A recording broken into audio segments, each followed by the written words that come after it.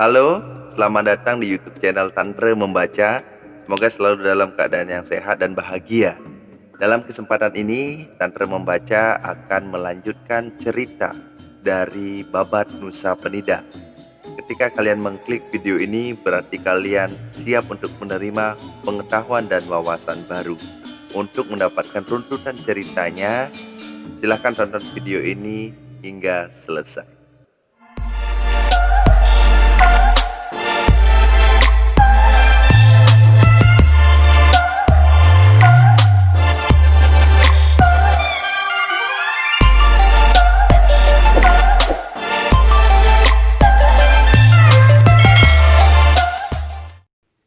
Dalam sawang.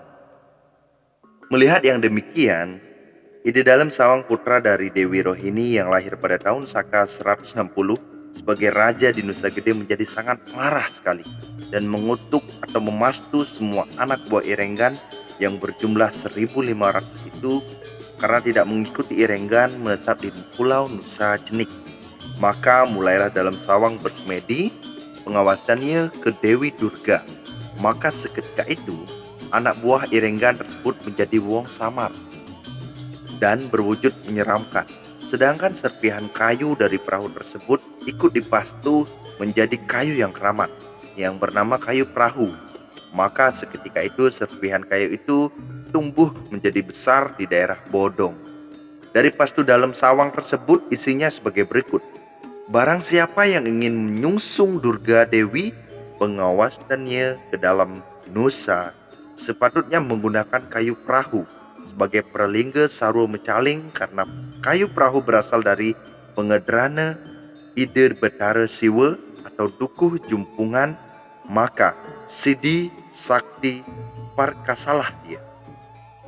Setelah anak buahnya Irenggan dipastu menjadi wong samar dan ditugaskan menjadi pengabih atau bala samar dari dalam sawang, dan dengan mempunyai pasukan yang berwujud wong samar serta bertambahnya pasukan dalam sawang, dia menjadi lupa diri, tidak memikirkan kesejahteraan kerajaan dan ketentraman hidup rakyat Nusa. Setiap hari selalu membuat huru-hara dengan menugaskan bala samar untuk mencari peti dan dihaturkan kepadanya. Maka wong samar yang berwujud buta kala menebarkan wabah penyakit seperti penyakit panas dingin, mentaber, sehingga membuat rakyat banyak yang meninggal. Setelah meninggal, maka jasad ini dihaturkan ke dalam sawang sebagai upeti atau persembahan. Dengan adanya persembahan setiap hari, maka dalam sawang berserta bala samarnya berpesta pora siang malam menyantap hidangan manusia mentah. Dengan kejadian yang mengerikan ini, maka rakyat Nusa menjadi ketakutan karena bala samar dalam sawang selalu meminta korban.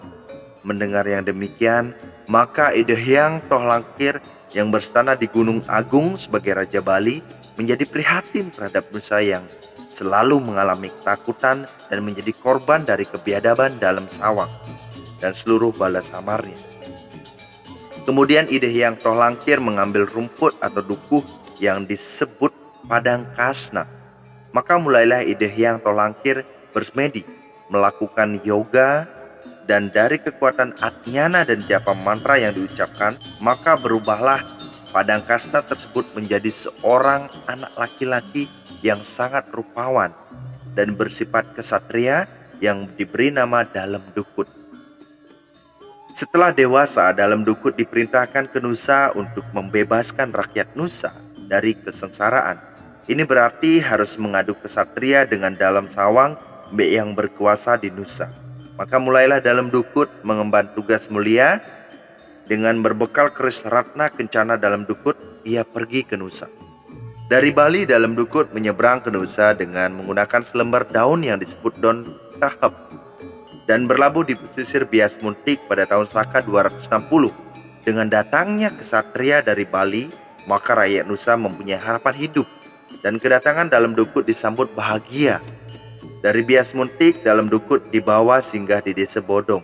Di sana Dalam Dukut disambut meriah dan dijamu dengan sangat istimewa sesuai dengan keadaan masyarakat Nusa. Dengan berbekal keris Ratna Kencana dan doa dari seluruh rakyat Nusa, maka Dalam Dukut melanjutkan perjalanan menuju ke Sukuri, ke tempat kerajaan Dalam Sawang berada. Setibanya Dalam Dukut di kerajaan Dalam Sawang dengan penuh kesopanan, Dalam Dukut menghadap Dalam Sawang sebagai utusan dari Ide Hyang Tohlangkit untuk melakukan perang tanding 1 lawan 1. Dari perbincangan tersebut, maka disepakati perang tanding tersebut antara lain: pertama, perang tanding dilakukan 1 lawan 1. Kemudian perang tanding hanya dilakukan siang hari. Perang tanding disaksikan oleh rakyat Nusa dan ditandai dengan gong saat mulai dan saat selesai. Setelah terjadi sepakat, maka keesokan harinya perang tanding dilaksanakan di daerah Sukun, di alun-alun kerajaan dengan ditandai suara gong. Perang tanding antara Dalam Dukut dengan Dalam Sawang begitu dahsyat. Beberapa kali Dalam Sawang terkena keris Ratna Kencana milik Dalam Dukut, tetapi sama sekali tidak membuat Dalam Sawang terluka. Ya, karena apa? Karena dia kebal dengan segala macam senjata. Setiap senjata yang dibuat oleh warga Pandi.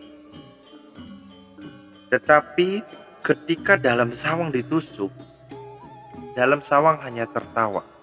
Tetapi Dalam Dukut tidak menyerah. Dia terus melakukan usaha, ya. Tetapi dalam perang tanding ini usai di hari pertama. Ya, kemudian semua melakukan istirahat untuk bersiap-siap menyaksikan dan melakukan perang di hari kedua. Kemudian di hari kedua, ya, perang tanding dilakukan di Mundi.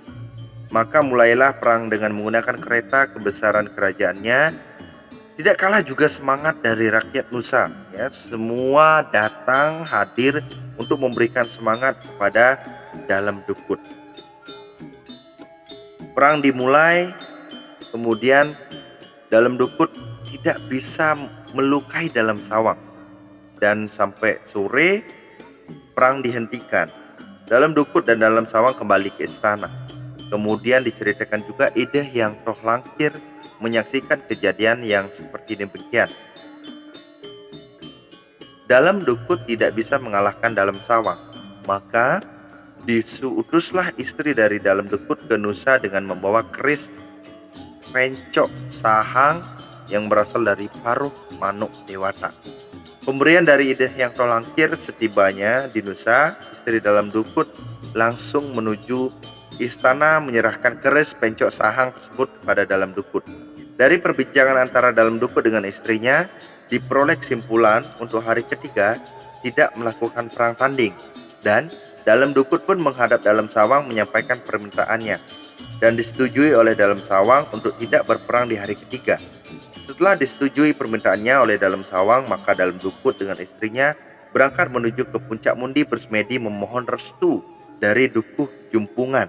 Setelah bersemedi selama 1 hari 1 malam, ia mendapatkan restu dari Dukuh Jumpungan yang berada di Siwaloka, dan Dalam Dukut kembali menghadap ke Dalam Sawang. Dari perbincangan tersebut disepakati bahwa perang tanding yang ketiga dilaksanakan di sebuah bukit di sebelah utara kerajaan. Dan pagi-pagi sekali semua masyarakat Nusa datang untuk menyaksikan perang.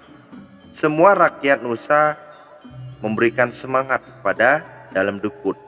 Mulailah perang ketika Dalam Sawang melihat Dalam Dukut menghunus keris Pencok Sahang.